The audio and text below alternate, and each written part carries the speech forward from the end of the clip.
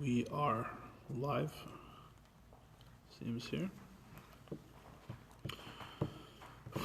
We are making our way line by line through chapter 4 of Mitzvos HaManos Alakus, a little bit further every week, because we have here a fundamental chapter in sort of bringing everything we've learned so far together, so we have to go slowly and really understand it.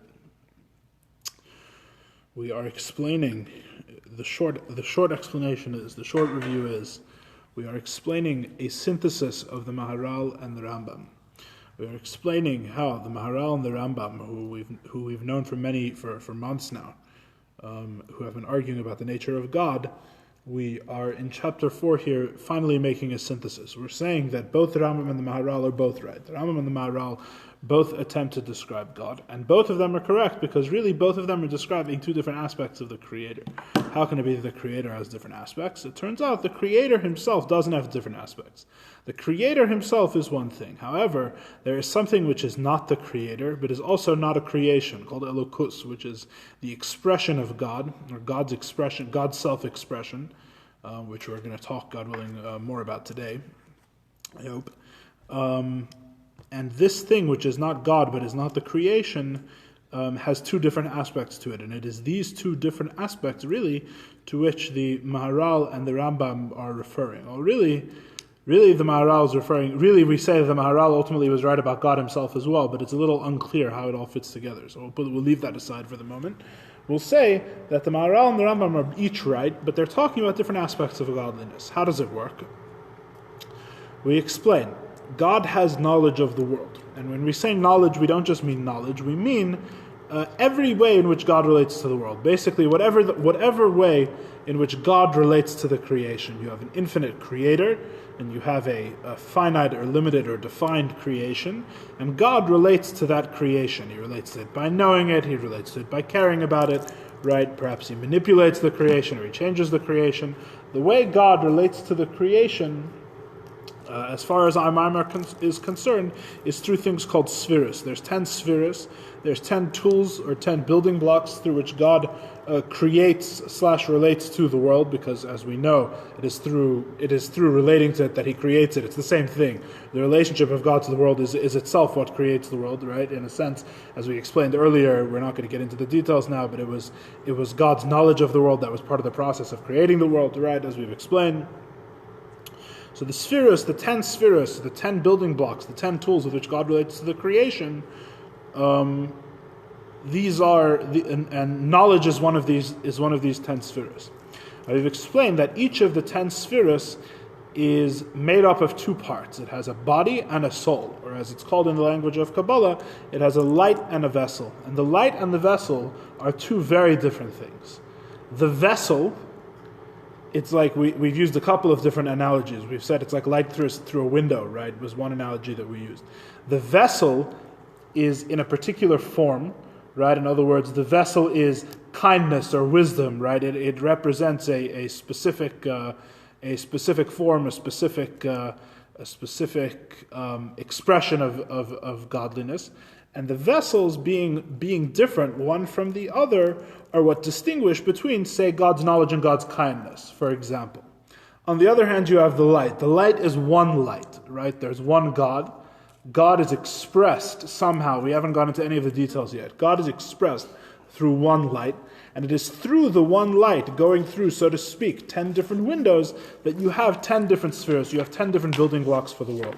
What does this accomplish? Why do we need such a complex system of God's building blocks for the world? What's accomplished by this, so to speak, or the depth of this understanding, is that you can say two opposite things about God, and they're both true, right? And these two opposite things are the things that the Maharal and the Rambam says. The Maharal says that God is above knowledge. He is one. He is being itself. He is completely undefinable, both in the positive and the negative. He is completely unknowable, and he is completely separate from the creation. This, we say, is true of the light which is one and which reflects its source. The light which is expressing God himself is one, indivisible, simple, and not defined in any way. It's not defined as knowledge, it's not defined as kindness, it simply is an expression of the Creator. On the other hand, you have the vessels, of which you are the 10 vessels, are what the Rambam says about God. The Rambam says about God that God is the knower, the knowledge, and the known. Right? God is God. By being God, God knows things. God is aware of the universe. Basically, God's relationship with the universe is a definitional part of being the creator. Part of being God is having this certain relationship with the universe, is knowing what takes place within the world. This is true of the vessels. God is a knowing God inasmuch as the light is invested in the vessels. Right? The vessels are what make it knowledge rather than simply God. So we have it both ways. The Rambam is correct in as much as we look at the vessels, and the Maharal is correct in as much as we look at the light. Right? This week we're going to go into how there's no separating. We've actually touched upon it in previous weeks as well. You can't separate these two things. God's knowledge, right, is both the light and the vessel together. It's not one or the other. The vessel on its own is dead and impotent and unable to accomplish anything, right, like a dead body, sort of. And the light on its own has no ability to be expressed in any defined or limited form. It's only the two of them together which make each of the 10 spheres. But it's because of their relationship, which is what we're going to talk about today, the nature of their relationship is such that when the vessel does something, we say that it is God doing it, right? Very similar to how I say that it's not my hand that's lifting the notebook, but I'm lifting the notebook, because the hand is totally subjugated to me. No one else controls it. Nothing else makes it alive except me. So when I lift up the notebook, it's me lifting it and not just my hand lifting it, right? It's a similar idea with the spheres. The way that the vessels are connected to the light is in such a way that we say God knows rather than just the vessel knows, right? And therefore, because that is the goal that we want to be able to say, which is the question at the beginning of this whole discussion, which is how can you say, according to the Maharal, it says that God is completely simple, that how can you say that what the sages of the Talmud, for example, say is true, that God is a chacham, that God himself is wise, God is undefinable. Right? The answer is, he himself is undefinable, his light is undefinable, but the vessels can be defined as knowledge. So then the question becomes, and the whole focus narrows in on, so then what is the relationship of the light to the vessel, such that he can be said to know if it's really only the vessel that knows? That becomes the next step. That becomes the next mystery. We're saying that God. The world is a creation, but there's these things which are defined and which have form. One is knowledge, for example, and one is kindness. But on the other hand, they're a pure expression of godliness. It's him knowing. It's not something which is separate from him. It's not a knowledge that's separate from him, as we read in the simple understanding of the Maharal, but rather it's his knowledge, right? And all of this is very important because if fundamentally, right, this is the whole purpose of the whole Kabbalistic system, is that if you can understand, and we can understand clearly, the way in which the vessels and the light interact with each other, we create, to whatever extent it's true, we have to understand how it works, but we create a bridge between the Creator and the creation. God is brought back into the world, right? Because if there's something called knowledge, which is something like what we call knowledge, those two things are obviously connected because they're defined and they're limited. And then at some point, that thing which is defined and limited somehow is totally unified with the Creator. Therefore, God is totally unified with the world, just to whatever extent. So basically, what's really accomplished here is not. We're not restating the old paradigm. We're not saying, in other words, we're not saying that the world as a limited thing and God simply are one, rather than they simply are separate, right? As if it's kind of like by fiat, we're making rules for God one way or the other. That's not what we're doing. We are introducing a new type of thing. That's what I think is really important to take away. There's three types of things. There's the Creator, there's the creation, and then there's a third thing which is very mysterious called godliness, called an expression of God. Göttlichkeit in Yiddish, Elokut in Hebrew.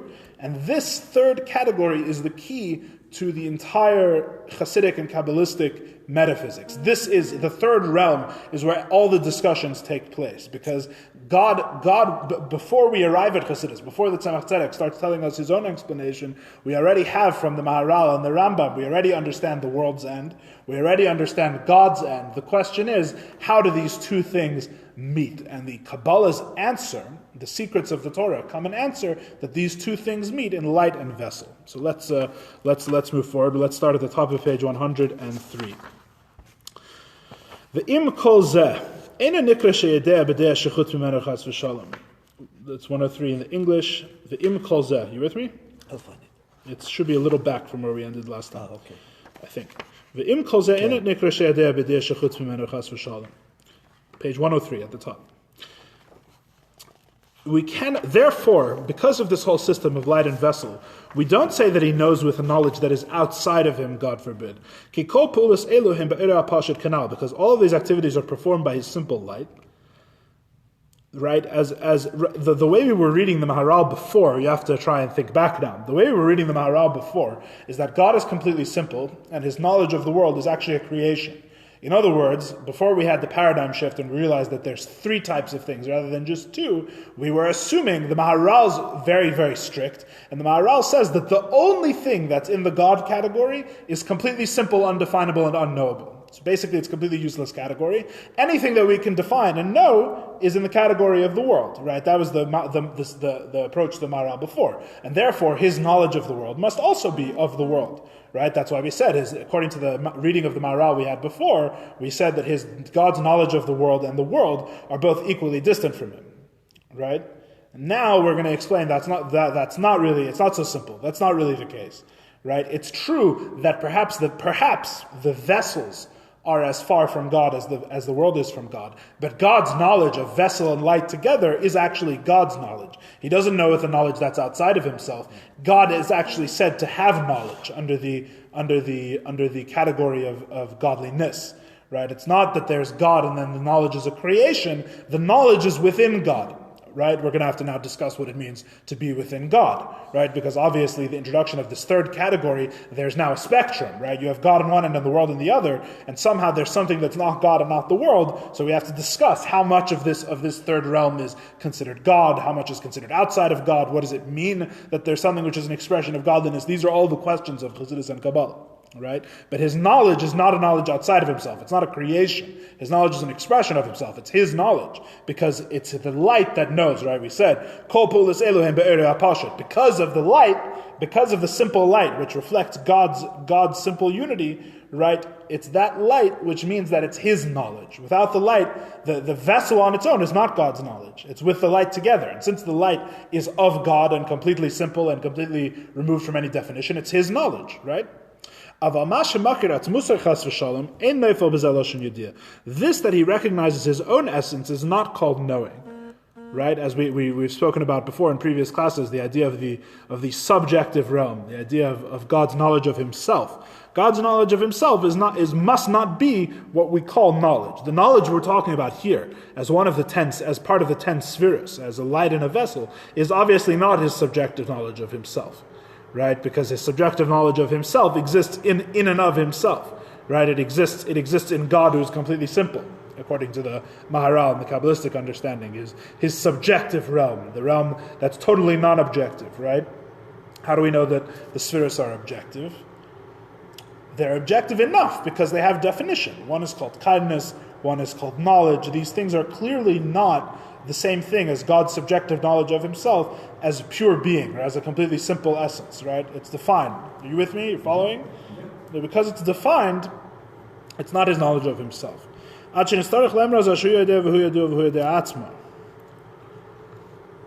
His knowledge of himself is not really knowledge.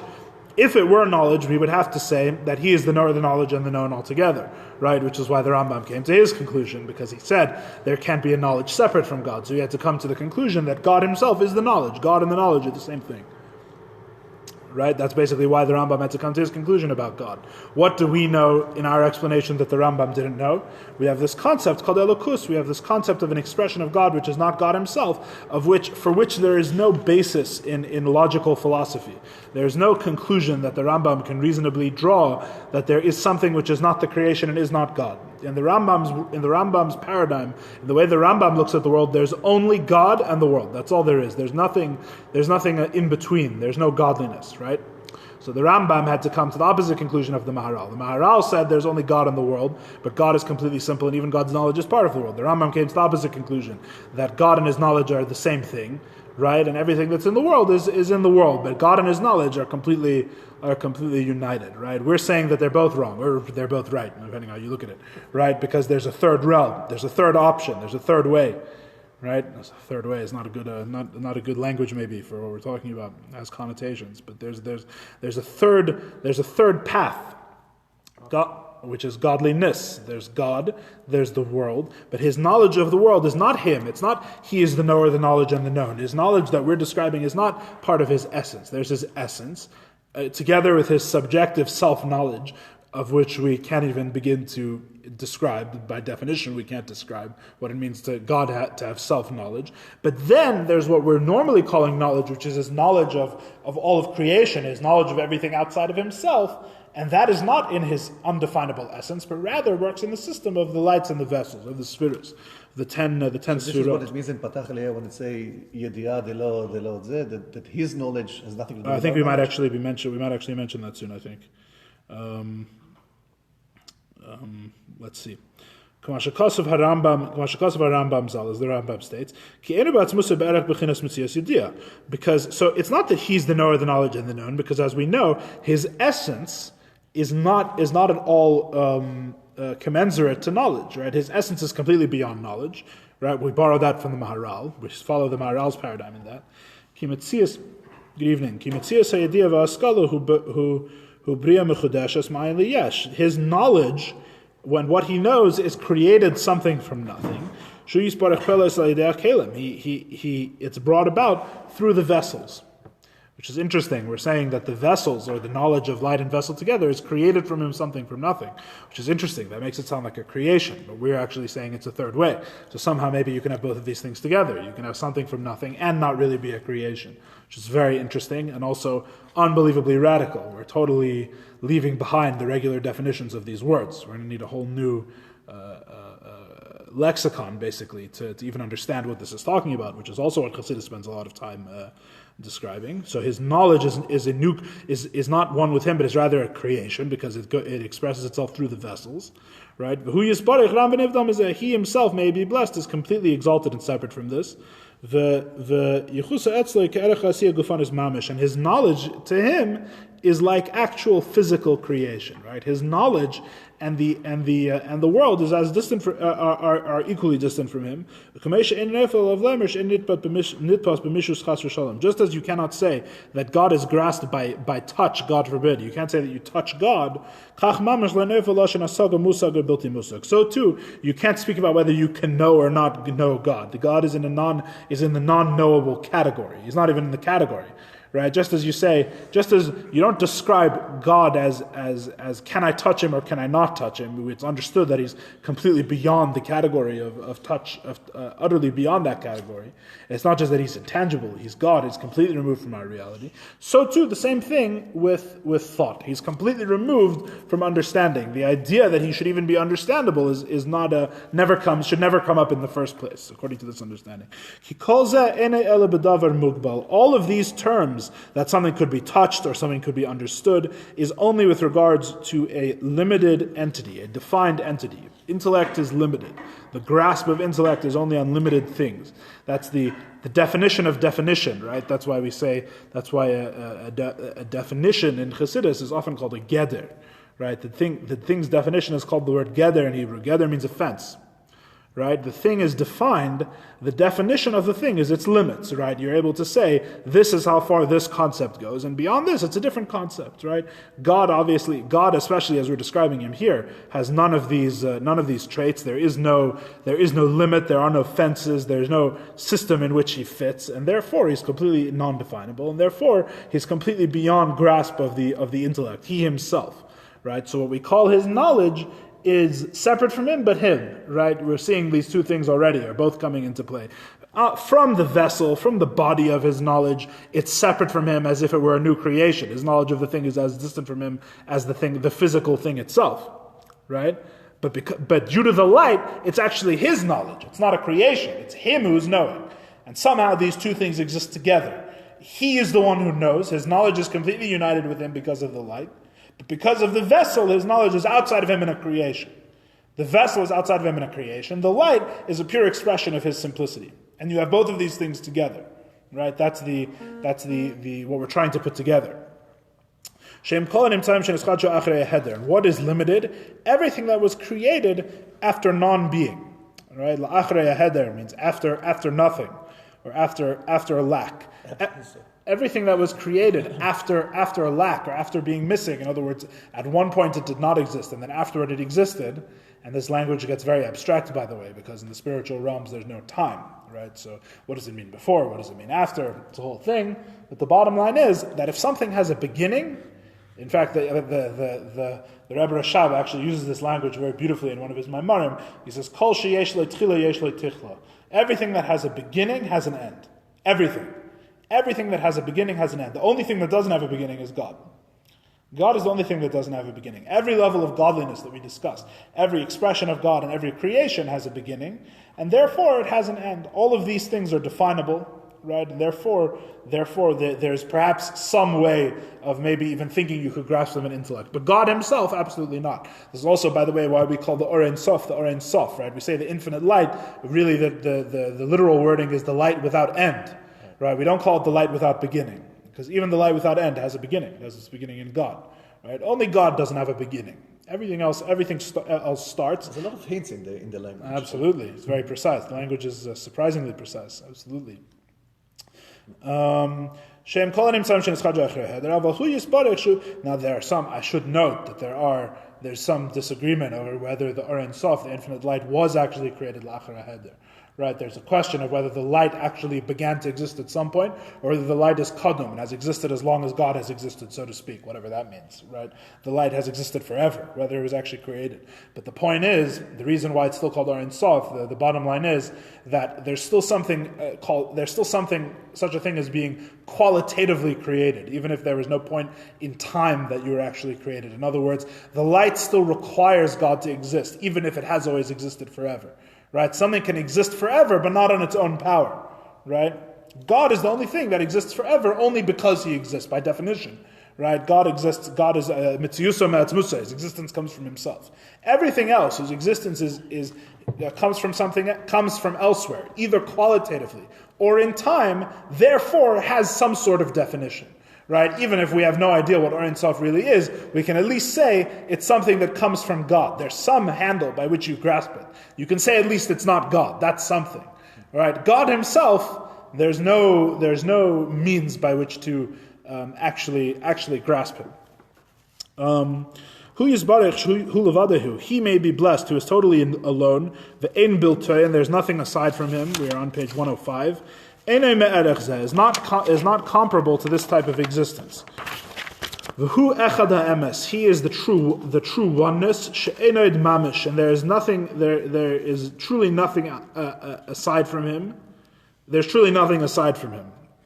We're kind of getting ahead of ourselves. We're saying that by the way, there's nothing other than God. By the way, we'll get back to that later, maybe. V'ulai tomer imkein mahu. And if you want to say, so then what is God, right? We've abstracted God so far away from all definition. How could you even say what God is, right? Kfar kasavti le'il peragimul chuvase b'tzido. I already answered the answer to this above in chapter 3. Ki mihu ve'ezehu asher melo liboy lachker al zeh. Who is he, and what type of man would be so bold as to investigate such matters? And how and what will he research? What exactly will he investigate? Because each sense grasps the object of the sense, right? What the sight sees what is visible, right? Hearing hears what is audible. And just as one cannot see with his feet, so too, you cannot grasp with the mind what is beyond the mind, right? There's no God. We're saying God. It's not just that God is God is a spiritual being, something like an idea, something intellectually graspable, but it's just that he happens to be beyond what our intellect has the power to grasp. We are saying God is categorically different than what intellect has the ability to grasp. Just as you don't expect a foot to see, you don't expect the mind to grasp God, because God is not an idea, according to the Maharal. This is all not in any obvious way directly related to the idea of the lights in the vessels that we're talking about so far. We're answering a side issue. We're basically, the Tzemach Tzedek's filling in the edges. He's saying that under this idea, we really maintain the Maharal's understanding of God, which means that God is indeed totally beyond knowledge. The knowledge is lower than him, even though we say that it's his knowledge, right? Because it's invested in vessels and it actually becomes definable as such a thing as knowledge, it's therefore outside of him, but not a knowledge that's outside of him. We say it's not a knowledge that's outside of him, but don't, God forbid, think that the knowledge is God's knowledge of himself. This is a knowledge which is a complete creation, but it's not a knowledge which is outside of him. Right?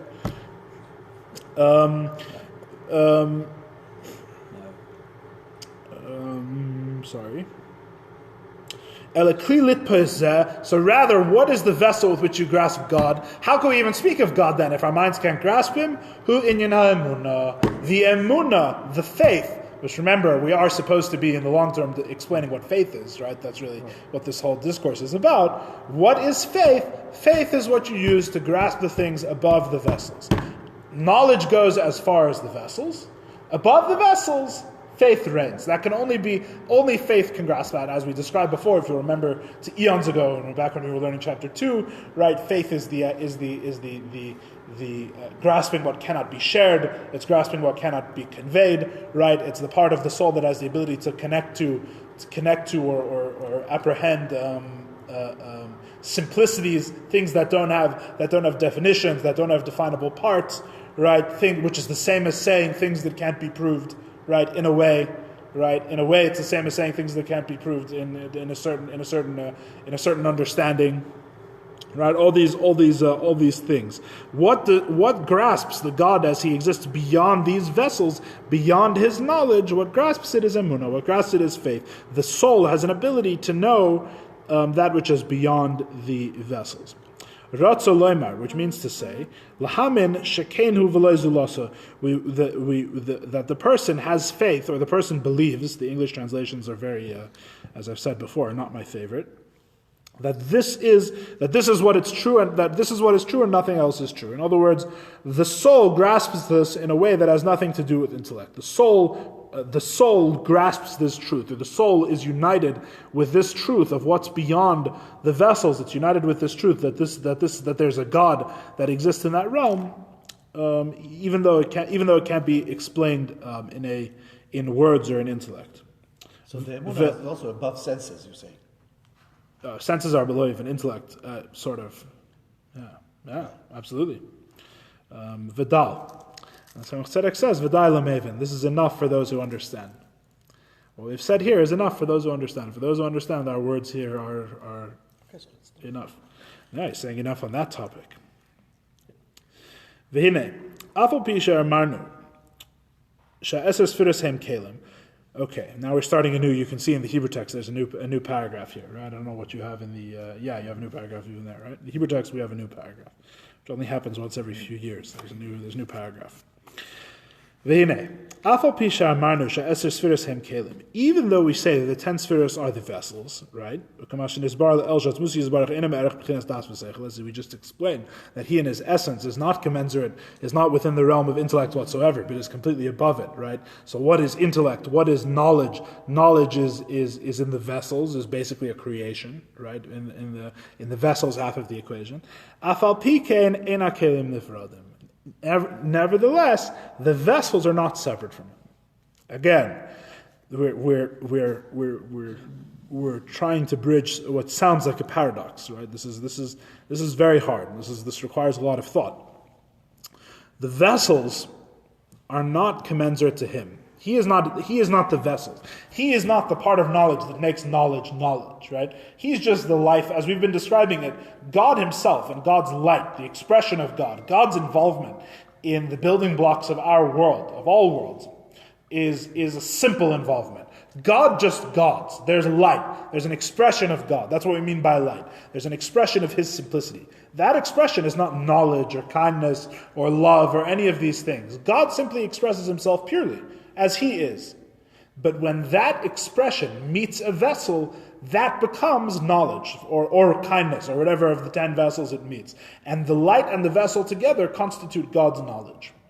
The vessel, we are saying, even though the vessel is what makes this thing definable, which seems to say that it is separate from God, as we've been discussing, right? It seems to say that it's not God Himself. He Himself is far above being defined by any one of the vessels. Nevertheless, we are saying these vessels are not separate from Him. Even though they define the light, even though when the light reaches the vessel, it becomes not kindness, but now a very defined thing called knowledge, right, which has a definition, which is a limited thing. It seems to be a creation that's outside of Him. It seems to be a limited thing that has nothing to do with God. When the light and the vessel are working together, the vessel is not separate from Him. The vessel is not a separate thing from God. We seem to be saying a thing and its opposite, right? It's very hard. He said, if you think you understood something, let me confuse you a little bit further.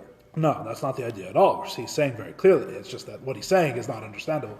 So he's saying very clearly, he's not trying to confuse us. He's just saying, by the way, it's a thing and its opposite. That's the whole idea. It's a thing and its opposite. Somehow these two things are one. That's what the whole enterprise is about. Is these two things are one thing. It's a false dualism. As people, like a person in a car. The car, its own is nothing. He's actually going to say he's actually about to say it's not like a person in a car. Well, watch this. How are the vessels not separate? They're not separate like an axe in the hand of the wood chopper, right? The classic example in Torah of a vessel that has no will of its own, but is simply a tool to accomplish something, is the axe in the hands of the wood chopper, right? The axe has no independent will. What's the function of the axe? What's the function of the vessel? It's so that the wood chopper can convey his will in a form that is useful for cutting trees, which he cannot do without an axe. Right? His bare hands won't accomplish that. Nevertheless, just because you need the axe to be able to chop the tree doesn't mean that the axe chops the tree. The wood chopper chops the tree. The axe is what lets him affect something at a lower level. Therefore, the axe is a very good analogy for the vessel, right? That's what a vessel is. That's what a body is, right? It's the same thing. You allow the light to relate to something at a lower level than it's capable on its own. But the vessel itself has no independent will or independent existence. It's only a vehicle for the light. It's a vehicle for the soul. So he's saying that the vessels we're talking about are not like the axe in the hand of the wood chopper. Because the axe in the hand of the wood chopper is a tool that's separate from him, that he uses to accomplish a certain goal. And we're saying that the vessels, even though they're like a creation and they're totally incommensurate with God, nevertheless, they're not a creation, right? They're in the third realm. They're not separate from him, really. They're not like the axe in the hand of the wood chopper. That, if they were like the axe in the hand of the wood chopper, they would actually be a creation. They're not really a creation, but they're not God either, right? There's something in between. An extension. Yes, to some extent an extension, but the question is how can God have a limited extension, right? That's the whole thing. It's not God, it's not a creation, it's something in between. They are godliness. That is the third realm. They are this third thing called elokus, called godliness. Footnote 32. Were this not to be true, it would be impossible for his light to be enclosed within them, for unbounded and infinite godliness could not be enclosed within a limited being. Moreover, their very existence would seem to be a contradiction to his oneness, for there would exist entities outside of himself. In other words, the vessels are completely united with God. Seems that the footnote is frying much bigger fish than I'm ready for, but that's okay. It's okay. It's not your fault. It's Rabbi Tager's fault. But the footnote's heavy. I'm not going to go into what the footnote says. Too much for me. So we're saying very simple that the vessels are not something separate from him. The vessels are also our godliness, not God. Godliness. They too, meaning they too, just like the light, right? Just like the light is an expression of him, so too the vessels are an expression of him and are drawn from the essence of godliness. In other words, God himself. The vessels come from God himself, just as the light does. But he, through many great contractions, that his simple light becomes contracted and concealed, until entities such as Chochmah and Das, such as, you don't have it in the Hebrew anymore, we're on page 107, I'm sorry. It's all right. Such as, until there is created from it something, the existence of Chochmah and Das, of knowledge and two different types of knowledge, right? Two different types of God's knowledge. So in other words, the vessels are also come from God Himself, right? It's just that the light is one type of expression of God, and the vessel is a different type of expression of God. And what's the difference? The difference is that the vessels come through tzimtzumim. The vessels come through what are called contractions, which are one of the tzimtzumim are one of the classic characters of Kabbalah. If you want to think of it in very idol worshipping terms, the tzimtzumim show up all the time, right? Tzimtzumim is the idea that God withdraws Himself and allows something else to exist, and that is where the kalim come from. But nevertheless, what is the thing that remains? It comes from God Himself, just like the light does. That's the general idea. We can't get into that whole thing now because that's all of life. But this is what we mean by elokus. The word elokus, the word of godliness, getlichkeit. Getlich b'lashon Yiddish. Not God Himself, but godliness. Kaleimar shehem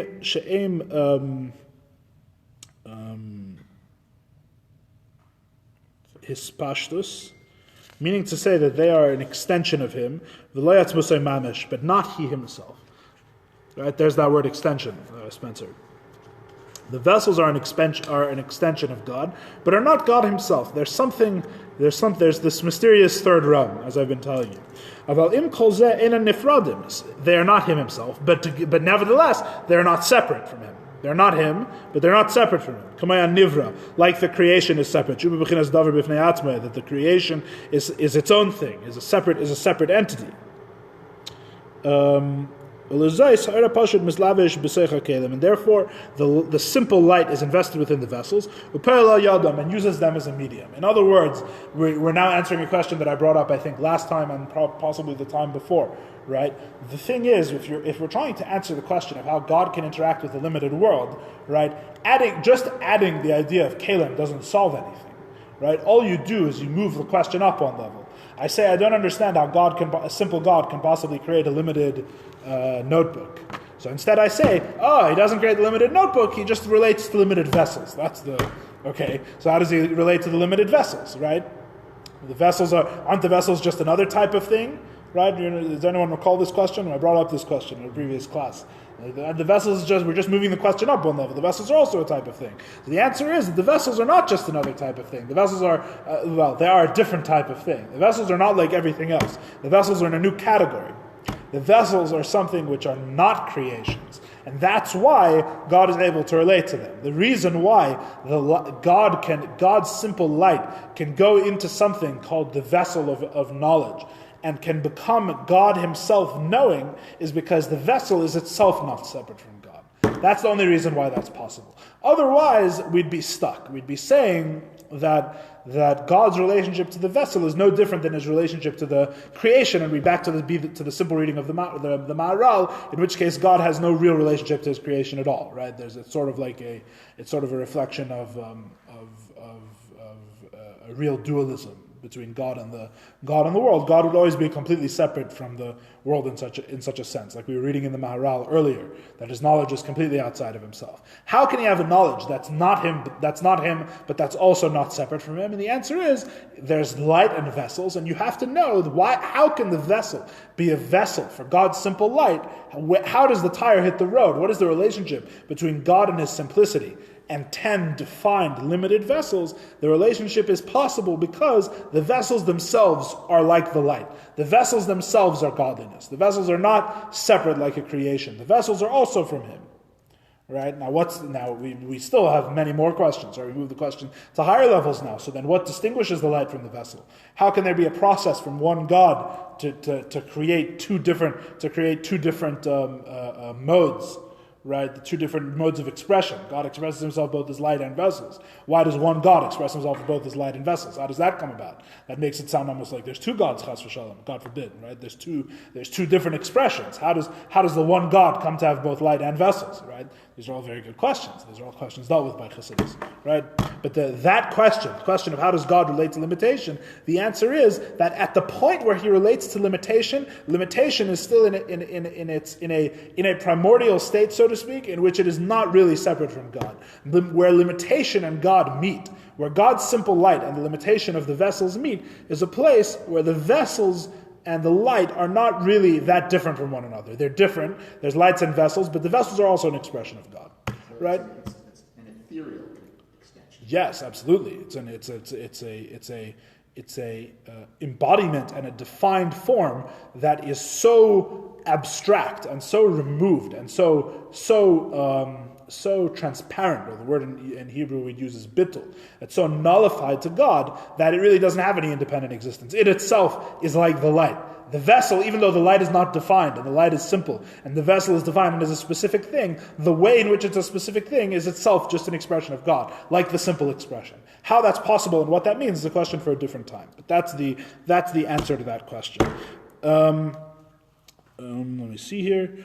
Once the light, I'm on the 1, 2, 3, 4 lines up from the bottom of page 107. Then you can say what the Rambam says. When the light is in the vessel and you have a sphera of knowledge, you have God's knowledge as it's expressed through the spheres of lights and vessels, then you say what the Rambam says. Then what the Rambam says is true, that he is the knower, the knowledge, and the known all at once. Because the light is unified with the vessel with a great and wondrous unity, until they become one thing. Just as we say that a person is not a body or a soul, but a body and a soul together, and that's what a person is. And it's not two separate things. You have one person, and the one entity has both a body and a soul. Right, so too, in a much more abstract way, obviously, the lights and the vessels are really one thing. There's God's knowledge. God's knowledge has a soul and a body, something like that. When that is the case, when you're talking about God as He creates a vessel and then fills that vessel with His simple light, and this is what's called God's knowledge, then what the Rambam says is 100% true. At that level, what the Rambam is describing is true, that God is the knower, the knowledge, and the known. What is the Rambam describing, if you'll recall? He's describing a God who by nature of being God knows the world. Right? What did the Rambam do? Let's go back. The Rambam looked at the world, and he said that there must be a creator for various reasons we've discussed previously. There must be a creator. The creator must be simple. He must be eternal. He must be one, right? He must have no limitations. He must need nothing, and everything needs him, right? There's a definition of God, and it's a logical necessity that the creation needs a creator. What is the nature of that God? So we say that God must know what takes place in the world, but if he doesn't know, that takes away from his perfection. On the other hand, how can you say that God knows? That means there's God in his knowledge. This is in contradiction to his unity. So the Rambam solves his simplicity. So the Rambam solves this question by saying that we don't really understand how it's possible, because God knows in a way that we don't know. But he knows everything simply by knowing himself, right? That you have a God who, by nature of being God, knows everything. What we're saying now is that God of the Rambam's conception, that you reach by extrapolating away from the world to reach a logical conception of the Creator, that God is nothing else other than the 10 spheres of Atzilus. The 10 spheres of Atzilus, when taken as a unity, right, of lights and vessels, and God expressing himself as the God of the world, right? He's a God who knows. He's a God who knows through his spheres. This is nothing other than what the Rambam was describing when he said that you have a simple God who, by nature of being God, simply knows the world, right? God himself, however, beyond the spheres, beyond the vessels, beyond the creation of that limitation, is as the Maharal described. Right, is completely simple and not grasped by knowledge. So it turns out that both of them are right. They're just describing different things. The Rambam went as far as you can go logically, and therefore it makes sense that how far did he go? He went until the vessels of Atzilus. He went until the vessels of the 10 spheres, because that is where knowledge begins. What is knowable begins. Beyond that, what is unknowable, what the Rambam could never prove, because it's not even open to proving. Right? It's something that has to be received. Beyond that, we have the Maharal's definition. We have the God as He is completely undefined and beyond any definition, even the definition of one who knows. Right, and this is why it says there's a very famous note on the second chapter of Tanya when it's talking about how God and His knowledge are one. Right, it says, as the Rambam says, that He is the knower, the knowledge, and the known. And the footnote says, and the teachers of the Kabbalah, the great Kabbalists, agree with the Rambam up until the world of Atzilus. Up until meaning going upward from here. Up until the world of Atzilus, the Rambam's conception of God is correct. The knower, the knowledge, and the known. Because the Rambam's conception was a conception in the vessels. Beyond the world of Atzilus, says the note in the second chapter of Tanya, the Rambam's definition of God is incorrect, right? Because the Maharal is ultimately right. What's the difference between the knowledge and the known? You're saying when the Rambam says those words, the knowledge is the knowledge is the right. The knower is the subject. The known is the object, right? Is what you know, and the knowledge is the tool that you use to know, or the faculty that you use to know. Because obviously there's more to the subject simply than knowing, right? The subject clearly, because the subject learns things or cannot learn things or whatever, clearly the subject exists beyond knowledge. There must be other things the subject does. The subject exists first of all, right? And you can only know in as much as you exist. So there you already have two things, right? You have his existence and his knowledge. Yeah. The knower, the knowledge. Yeah. We're not saying the act knowledger. We're saying the knowledge. No, the knowledge. I don't know about the translations, but the act of knowing, the when a person limits themselves to be a knower right now, because the subject is not defined by knowing, right? The subject, at least theoretically, right? The Rambam's actually saying that it is in God's subject. I think it's maybe a discussion for a different time. So there the Rambam is correct, because the light and the vessel are totally united. The knowledge with which he knows, and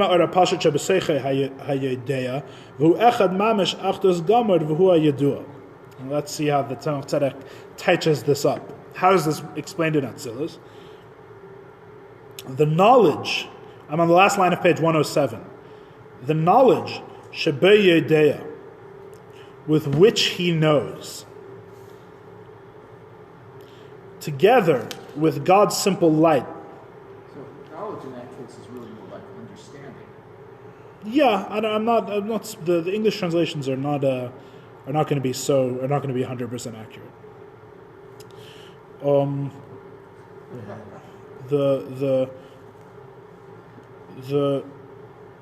The knowledge with which he knows, together with God's simple light, with which the light represents the knower, who echad mamish achdus gamar, are one unity, v'hu hayedua.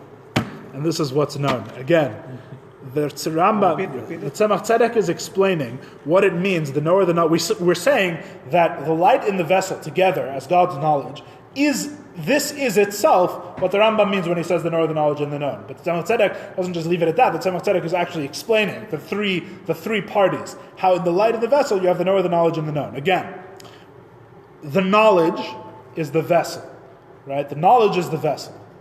The knowledge with which he knows. The vessel is this specific thing called knowledge, the vessel of knowledge, the means to know. Together with the knower, which is the light, right? The light represents God in His utter simplicity. The subject which itself cannot be known, right, descends into the vessel, is extended into the vessel, and when it reaches the vessel, that is the act of knowing. So you have the knower, which is the light. You have the knowledge, which is the vessel, and in their unity, the light and the vessel together, in their unity, is the known. Which is another way of saying that the 10 spheres are objective reality, and that everything that exists objectively outside of God is made with the 10 spheres, right? It all goes back. This is what we mean when we say the 10 spheres are the building blocks of creation. They're the known. They're the object. Which creation?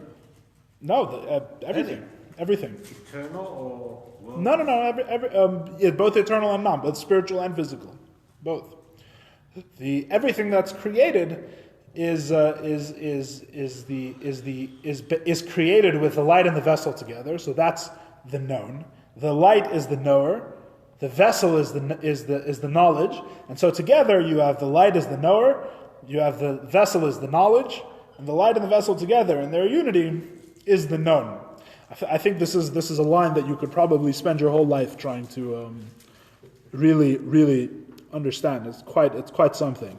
It's quite something to say that this is what the Rambam's conception of God is. When he says God is a simple unity, and that God, by nature of being God, knows everything, and that includes the knower, the knowledge, and the known, what the Rambam was referring to, which in other words, it's not like the Rambam's shita is some abstraction. The Rambam's position is a logical position worked out from very mundane things. It's complex. Maybe it's hard to understand, and he says that we can't really understand the unity of these things. But basically, the Rambam's conception is built from logic and everyday existence. Right? It's a philosophy. It's based on logic. It's a logical conclusion from the world. The logical conclusion from the world is. And you won't know this if all you know is the world and logic, you would never know this. You have to have a perspective from the other end, which is what we get from Kabbalah, right? That Kabbalah is explaining how it looks from a higher perspective. But that God, which the Rambam is describing in the Guide for the Perplexed, as the knower, the knowledge, and the known, from a different perspective, is the light and the vessel and the unity of the light and the vessel. Is the knower, the knowledge, and the known. And they're the same thing. The Maharal and the Rambam are not really disagreeing as much as you might think. That's just restricted to what we're capable of. That's the point. Yeah, exactly. The Rambam's Beyond that. Right? No, the Rambam's understanding is technically what we are capable of. Beyond the Rambam's understanding comes through Kabbalah. God Himself told us how God creates. That's everything we're learning. This is nothing. What we're learning about the light and the vessel and all these things is. Tell us about more stuff then. Absolutely. There's many different levels and expressions and things like that. But it simplifies if you're reading at the bottom of the page. Yeah. The object of knowledge. That implies that we, the vessels, have knowledge of which God would be the object. No. Our knowledge is something else. We're describing only God's knowledge here. Our knowledge is a totally. In other words, to say the object of knowledge. Yeah. What about the object of knowledge? What does that mean? The object of knowledge means the thing that you know. There's the subject, there's you. There's the object, which is the thing that is known, and there's the knowledge which connects the two. There's the thing that the subject does to be able to know the object, whatever that is. That's the knowledge. So you have the subject, the object, and the knowledge itself, which in the spheres are the light is the knower, the vessel is the knowledge, and the thing that is known, the object, is the two in unity, is the thing that is known. In other words, well, to some extent, what that means is that when we say God knows, it's the spheres knowing themselves in a certain sense, right? We're saying the object of the knowledge, right? God, the light, which you have to say with hesitation, because we don't mean God Himself, we mean godliness. But God, the light, the subject, uses the tools of the vessels to know the unity of the tools and the vessels. In other words, the unity of light and vessels is another way of stating everything that exists outside of God, is the unity of light and vessels. And if it's not united now, then it'll be united in the future. If it's not how it seems to be, then that's just a lack of perception. Everything that exists, in a sense, what we're saying, is the unity of light and vessels. That is what an objective thing is, from angels to the notebook. Everything that exists is made by power of the 10 spheres. What are the 10 spheres? The 10 spheres are light and vessel. That's the object of God's knowledge. The object of God's knowledge is unity, essentially. What God knows is unity of light and vessel. In a sense, that's what everything is. Everything is made of what He knows, of the unity of the light and the vessel. It's very heavy stuff. But it could be a giduf. You can look at it as if you're saying, yeah, if there were not light and vessels, God wouldn't know. Yes, to some extent. To some extent, that's true. It's a giduf. It's discussion for a different time. Fair enough. It's discussion for a different time. Okay. V'davar zeh, this thing, beautifully, what does the Rambam say about the knower, the knowledge, and the known? The Rambam says about the knower, the knowledge, and the known that you can't understand it. The human mind can't grasp the way God knows the world.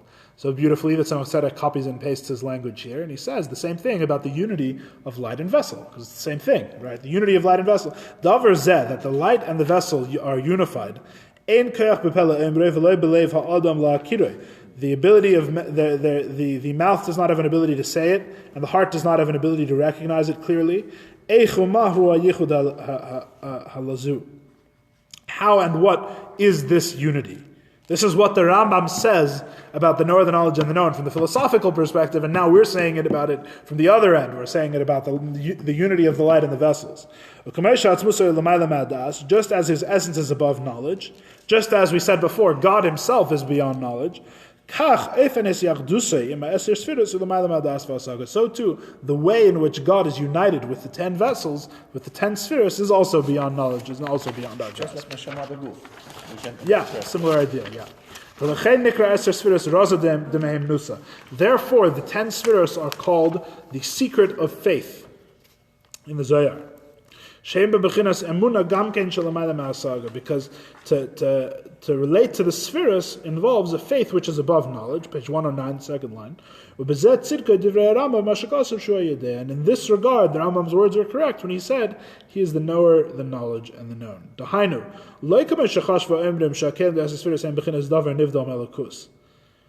Meaning, not like those who think that the vessels of the 10 spheres are separate from godliness, like the axe, but rather they are godliness. And the light, the simple light, is united with them in absolute unity. But his essence is totally above this.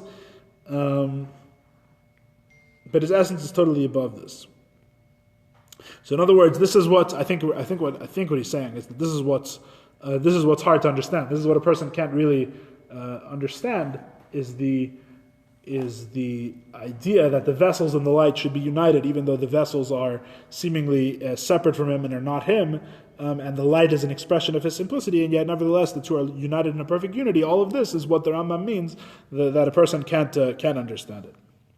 Therefore, it's explained in Eitz Chaim, a famous book of Kabbalah by Rav Chaim Vital, Talmud of the student of the Arizal.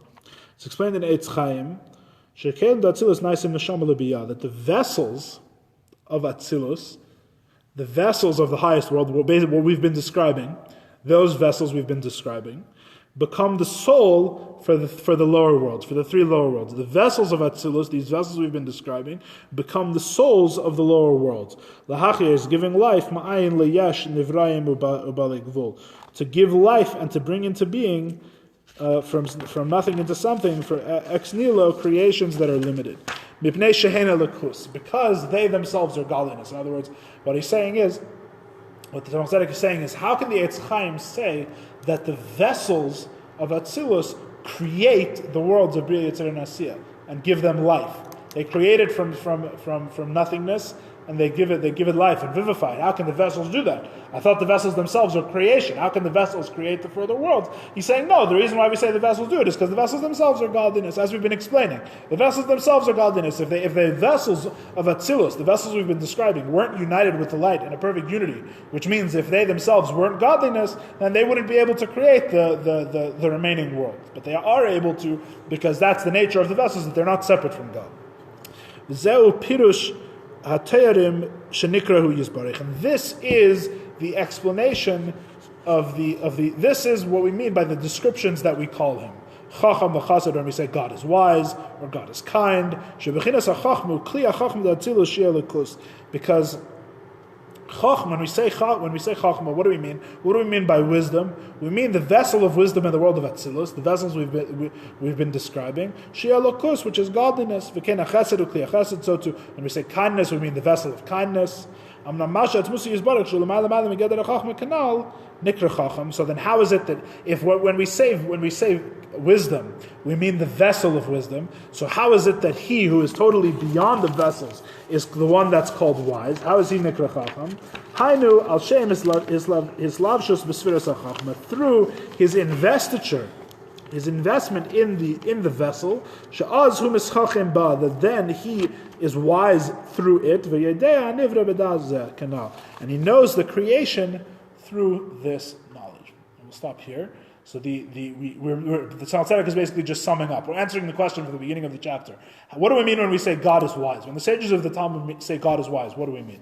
We mean there's a vessel called wisdom that God's light shines in. And because the vessel is united with God, and the vessel is not separate from Him, but is rather totally nullified to Him to the extent that it's really an extension of Him. It's not separate from God at all, but it's still on the one hand it's still wisdom, but on the other hand it's not separate from God at all, which is the mystery that's very hard to comprehend, that perhaps no one can comprehend. It's wisdom, but it's not separate from God at all.